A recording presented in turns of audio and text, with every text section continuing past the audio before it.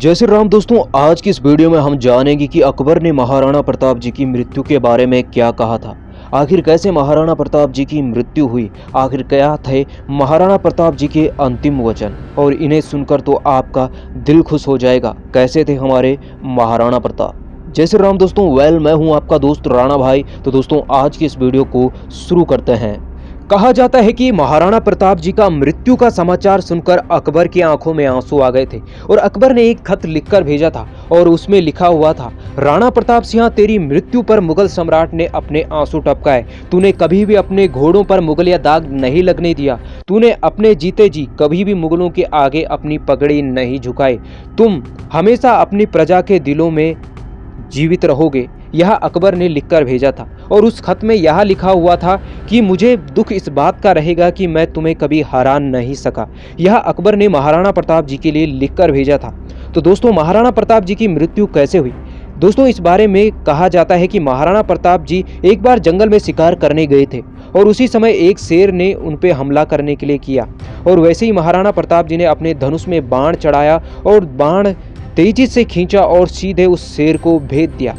जो धनुष में पीछे प्रत्यंचा होती है, जब धनुष से तीर छूटता है तो प्रत्यंचा हिलती है और उस प्रत्यंचा उनके पेट में जा लगी, जिसके कारण उनके पेट में एक घाव हो गया और धीरे धीरे यह वक्त के साथ गहरा हुआ और इसी घाव के कारण उनकी मृत्यु हुई थी।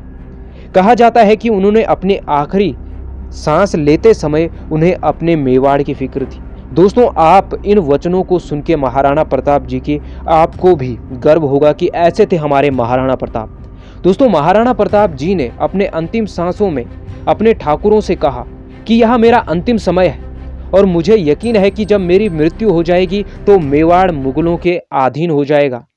इसीलिए मैं अपने प्राणों का त्याग नहीं कर रहा हूं और इसीलिए मैंने इन्हें रोक के रखा है।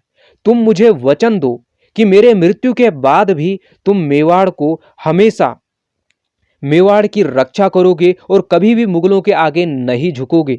ये महाराणा प्रताप जी अपनी आखिरी सांसों में अपने ठाकुरों से वचन मांग रहे हैं और उन सरदारों ने महाराणा प्रताप जी को वचन दिया कि उनकी मृत्यु के बाद भी मेवाड़ स्वतंत्र रहेगा और कभी भी मुगलों के अधीन नहीं होगा। और इन वचनों को जब सरदारों ने महाराणा प्रताप जी को दिया था, तभी महाराणा प्रताप जी ने अपने प्राणों का त्याग किया था। सोचिए, एक ऐसा महान वीर जिसने अपना पूरा जीवन तपस्वियों की तरह व्यतीत कर दिया हो, जिन्होंने अपने मातृभूमि के लिए घास की रोटियां खाना स्वीकार किया लेकिन मुगलों के आगे झुकना स्वीकार नहीं किया, जिन्होंने अपनी अंतिम सांसों में भी जिन्हें अपनी मातृभूमि की फिक्र थे, ऐसे थे हमारे वीर महाराणा प्रताप। तो दोस्तों, फिर मिलेंगे एक ऐसे ही वीडियो के साथ। तब तक के लिए जय श्री राम।